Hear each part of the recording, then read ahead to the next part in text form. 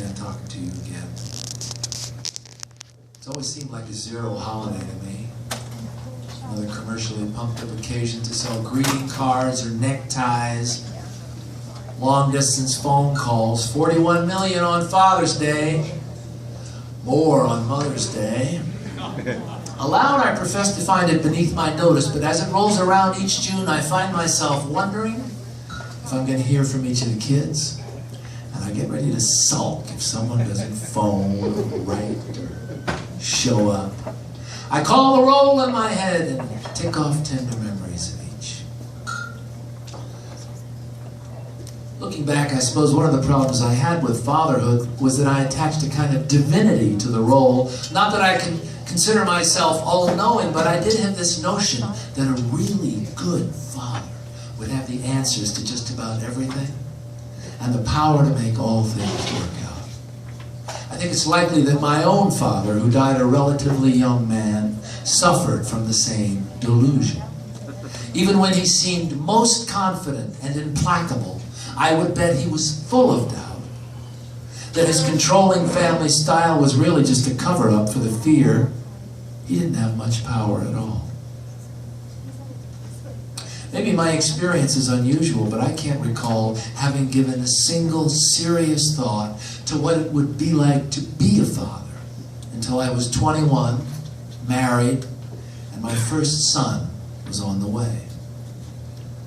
When that son was born, I spent all night in the waiting room with another expectant father. He was about 40, almost twice my age then. So was his wife. They'd been married for many years. This would be their first, too. He and I talked and drank coffee until dawn while our wives labored unseen down the hall. He told me how carefully they planned for this child, how many earlier disappointments they'd had. Their experience was so astonishingly different and so much more complex than my own, in which a child seemed to come almost spontaneously out of marriage. These people really wanted their baby. We did too, but that was a whole other order of things. Then as we talked on, their doctor came out of the delivery room and told my new friend that his wife was all right. After the most awful pause, he added that the baby, a boy, hadn't made it. Until right then, when that calm and kind man, so ready for fatherhood and so cruelly deprived of it, put his arm around me and told me he was sure our baby would be okay. I hadn't realized how close all life is to sorrow.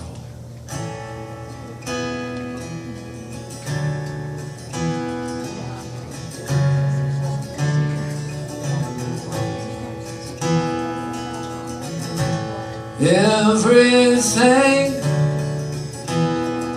she sees, she says she wants. Everything she wants, I see she gets. That's my daughter in the water. Everything she owns, I bought her. Everything she owns. That's my daughter in the water. Everything she knows, I taught her. Everything she knows. Everything I say, she takes to heart. Everything she takes apart. That's my daughter in the water. Every time she fell, I caught her. Every time she fell. That's my daughter in the water. I lost every time I fought her. Yeah, I lost every time, yeah.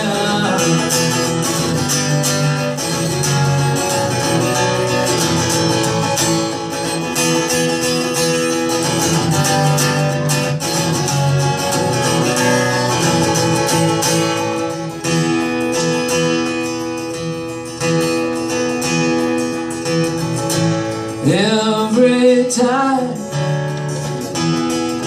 she blinks, she strikes somebody blind. Everything she thinks blows her tiny mind. That's my daughter in the water. Who'd have ever thought her? Who'd have ever thought?